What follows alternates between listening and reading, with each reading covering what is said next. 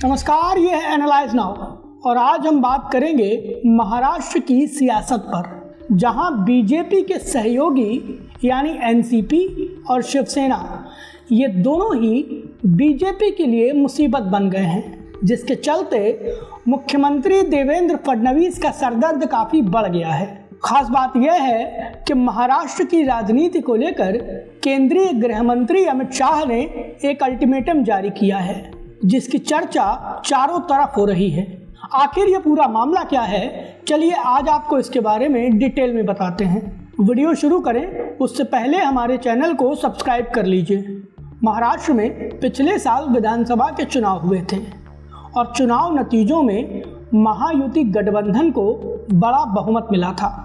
इसके बाद एकनाथ शिंदे मुख्यमंत्री पद से हटे थे और बीजेपी ने अपना मुख्यमंत्री बनाया था। नतीजा ये कि कुर्सी मिली देवेंद्र फडणवीस को। देवेंद्र फडणवीस ने कुर्सी तो संभाल ली, लेकिन पिछले 11 महीनों से ये कुर्सी देवेंद्र फडणवीस के लिए ही मुसीबत बन गई है। आए दिन उनके ही सहयोगी उनके लिए नई नई परेशानियां खड़ी कर रहे हैं। नतीजा ये कि इतने बड़े बहुमत के बावजूद महाराष्ट्र में बीजेपी अनकंफर्टेबल फील कर रही है। देवेंद्र फडणवीस की सरकार के 11 महीने हो चुके हैं और सरकार में विरोधी विचारधारा वाली एनसीपी के नेता अजीत पवार डिप्टी सीएम हैं। डिप्टी सीएम की दूसरी कुर्सी पूर्व मुख्यमंत्री एकनाथ शिंदे के पास है।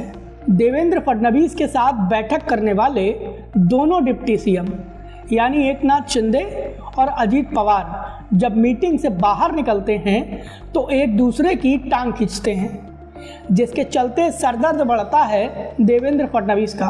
और पिछले 11 महीनों से फडणवीस की सरकार विवादों में है।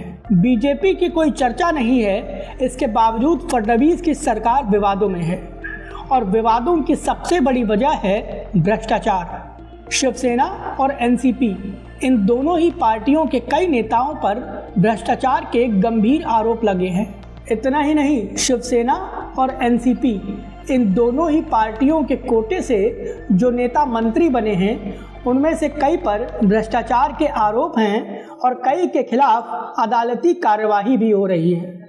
देवेंद्र फडणवीस की सरकार के लिए लेटेस्ट मुसीबत लाए अजीत पवार के बेटे पार्थ पवार पर पुणे की लैंड केस डील में भ्रष्टाचार के गंभीर आरोप लगे। इसके बाद जमीन का वो सौदा रद्द कर दिया गया।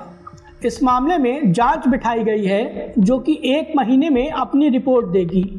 अजीत पवार का कहना है कि लैंड डील में कुछ गलत नहीं हुआ और ना ही किसी प्रकार का भ्रष्टाचार हुआ है। अजीत पवार ने अपना और अपने बेटे का खुलकर बचाव किया है, लेकिन हकीकत ये है कि इस पूरे प्रकरण की वजह से देवेंद्र फडणवीस की सरकार की इमेज पर दाग लगे हैं। नतीजा ये कि देवेंद्र फडणवीस की सरकार काम करने के बजाय क्राइसिस मैनेजमेंट करने में ज़्यादा व्यस्त है।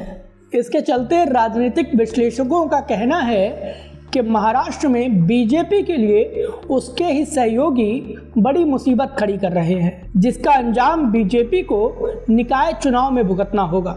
और इसमें भी खास बात यह है कि बीजेपी के लिए शिवसेना से ज़्यादा एनसीपी ने मुसीबतें खड़ी की हैं, जिसके चलते मंत्रियों तक को इस्तीफा देना पड़ा। दिलचस्प बात यह है कि केंद्रीय गृह मंत्री अमित शाह जब महाराष्ट्र आए थे तो उन्होंने महाराष्ट्र के सभी साथी दलों को लपेट दिया था।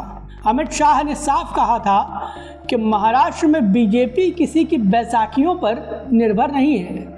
अमित शाह ने अपने कार्यकर्ताओं को साफ संदेश दिया था कि निकाय चुनाव में बीजेपी को बेहतर से बेहतर प्रदर्शन करना होगा। उन्होंने कहा था कि महाराष्ट्र में बीजेपी अपनी ताकत के दम पर तेजी से आगे बढ़ेगी।